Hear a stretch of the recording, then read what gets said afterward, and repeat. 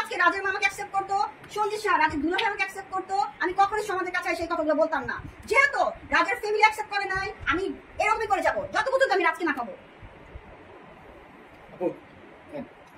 ওকে ভাই, আসসালামু আলাইকুম। ওদের নামে আসলে কি মামলা দিয়েছে? নারী নির্যাতন মামলা। নারী নির্যাতন নাকি ধর্ষণ মামলা? হ্যাঁ, নারী নির্যাতন নাকি ধর্ষণ? আমাদের কিছু কিছু জায়গায়, বিশেষ করে যে সব জায়গায় নারী পুরুষ একসাথে রুম ডেট করে, তো রিলেশন ভাঙার পরেই ওরা নারী নির্যাতনের মামলা দেয়। এটা বিশেষ সেলিব্রিটিদের ক্ষেত্রে নরমাল জায়গা। এই বিষয়টা কেন? ভাইয়া, আপনারা যে টপিকটা আনছেন আমি খুবই খুশি হয়েছি, কারণ আমার মামলাটা যে নারী নির্যাতন মামলা, রেপ মামলা আসছে ভাইয়া। হ্যাঁ, তখন আমাকে যদি আমি রাত যদি স্বেচ্ছায় আমরা ফিজিক্যাল রিলেশন ইনভলভ হই, তাহলে কিন্তু এটা নারী নির্যাতন বা ক্রাইম মামলা হয় না। কিন্তু আমি বলবো বর্তমানে যে পজিশন চলতেছে, রাজ আমাকে ভালোবেসে যদি আমার সাথে প্রতারণা করে, আমাকে অস্বীকার করে, রাজের ফ্যামিলি রাজ যদি অস্বীকার করে, তাহলে কিন্তু সে আমার সাথে রেপ করছে। আমি যদি এখন আমার কথা শোনেন, রাজ আমাকে ভালোবাসছে কিন্তু এখন সে অস্বীকার করতেছে, এটা কি বলা হয়? রাজ তো ভালোবাসছে না, ভালোবেসে তো আমার সাথে ফিজিক্যাল রিলেশন আসছে। তো এত কিছু করার পর তুমি যদি আমাকে অস্বীকার করো, তাহলে আমি কি ধরে নিব? তুমি আমাকে রেপ করছো, আমি প্রতারণা হয়েছি, আমি অবশ্যই আমি প্রতারণা শিকার মামলা দিতে পারি, নারী নির্যাতন মামলা দিতে পারি, এটা আমার অধিকার। ফিজিক্যাল রিলেশনের আগে কি এরকম কোনো শর্ত ছিল যে বিয়ে করার কোনো ডকুমেন্টস? আমরা বিয়ে করিনি ভাই, ভালোবাসি, ভালোবাসা সম্পর্ক। ভালোবাসা করলেন কেন? ভালোবাসা করলাম, ভালোবাসা মানে কি ফিজিক্যাল রিলেশন করা? আমি সেটাই বলি, ভালোবাসা মানে ফিজিক্যাল রিলেশন না। বাট একটা ছেলে মেয়ে যখন একসাথে থাকে, হাসতে বাজে মতো থাকে, তখন তাদের ভিতরে ফিজিক্যাল রিলেশন হবেই, মাস্টলি হবে। এটা আপনি বুঝেন না? তাহলে আপনার থেকে আসলে সমাজ কি শিখছে? আমার কাছে সমাজ কি শিখেছে?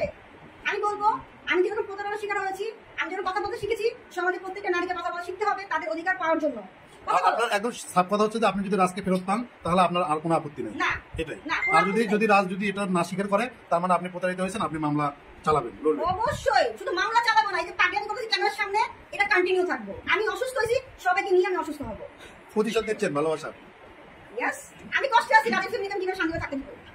প্রতিশোধ নিচ্ছেন? হ্যাঁ, আমি কষ্টে আছি, আমার সম্মান আছে, নিলামে লাগছে, আমি রাজের বাড়ি ছেড়ে দিব, রাজের ফ্যামিলি ছেড়ে দিব? এত সহজে না। আপনি একটু আগে বলেছেন যে আপনি শান্তিতে না থাকলে কাউকে শান্তিতে থাকতে দিবেন। Yes. আর আপনি কি বাংলাদেশের সব মানুষকে অশান্তিতে থাকতে? Yes, অবশ্যই। শুধু বাংলাদেশ তো আমার কাছে ইম্পর্টেন্ট না, ইম্পর্টেন্ট রাজের ফ্যামিলি, সঙ্গীত শাহ আর হচ্ছে রাজের মা। আমি অশান্তিতে রাখছিও, তোমরা তো আমাকে শান্তি দিচ্ছ না। আপনি আসলে ওদের উপরে খেপলেন কেন? ওরা কি দোষ করছে? ওদের রাজকে আমার কাছে দূরে রাখছে। রাজ তো আর ছোট বাচ্চা না যে দূরে রাখছে, রাজ তো নিজেও তো শয়তানি করতে পারে। আচ্ছা শোনেন, যদি রাজের স্বেচ্ছায় লুকায় থাকে, তাহলে আমি যে এত কিছু করতেছি, আমি কিন্তু এখনো খুব সামান্য বিষয়টা না আমার সাবজেক্ট। রাজের আমাদের বিষয়টা এত সামান্য না। রাজের মার বাসাকে দরজা লাথি দিয়ে ভাঙতে চাইছি, রাজের বাসাতে কাজের চুলের মধ্যে ধরে নিয়ে আসতে পারি, আমি মারতাম। সমাজের কাছে রাজের সম্মান, রাজের ফ্যামিলির সম্মান আমি একদম মাটিতে মিশাই দিচ্ছি। এই পর্যন্ত ওই ছেলে কেন আমার সামনে এসে কথা বলছে না? রাজ যদি ভালো না বাসে, আমি যদি মরে যাচ্ছি, রাজের কিছু আসে যায়, কখনো কিছু আসে যায় না, কিন্তু রাজ কেন আমার সামনে এসে কথা বলছে না? এই প্রশ্ন কি আপনি বুঝেন না? আমাকে ভালোবাসে, এখন আমার সামনে এসে কথা বলার সাহস নাই, আমার প্রশ্ন উত্তর দেওয়ার সাহস নাই। একটা ছেলে কখন একটা মেয়ের প্রতি দুর্বল হয়? যখন তার শরীর আর ভালোবাসার প্রতি দুর্বল থাকে।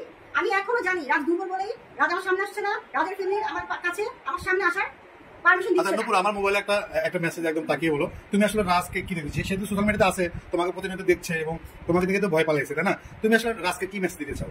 ভাইয়া, আমি শুধু রাজকে এতটুকু মেসেজ দিতে চাই, রাজ তুমি অন্তত জানো যে আমি তোমাকে কতটা ভালোবেসেছি, কোনো স্বার্থের জন্য না। আমি শুধু তোমাকে এতটুকুই বলতে চাই, এবার তোমার মা যদি তোমাকে লুকিয়ে রাখে, প্লিজ তুমি তোমার মার কথা শুনো না, তুমি আমার কথা শুনো না, তুমি তোমার মনের কথা শুনো। তোমার মন যদি একবার আমার কথা বলে, তুমি আমার কাছে চলে আসো, কারণ ভুল ডিসিশন নেওয়ার রাইটটা তোমার। তুমি যদি তোমার মার পেশারে তুমি যদি আমাকে অস্বীকার করো, তুমি যদি আমার পেশা শুনে তুমি মাকে অস্বীকার করো, এটা কখনো করো না।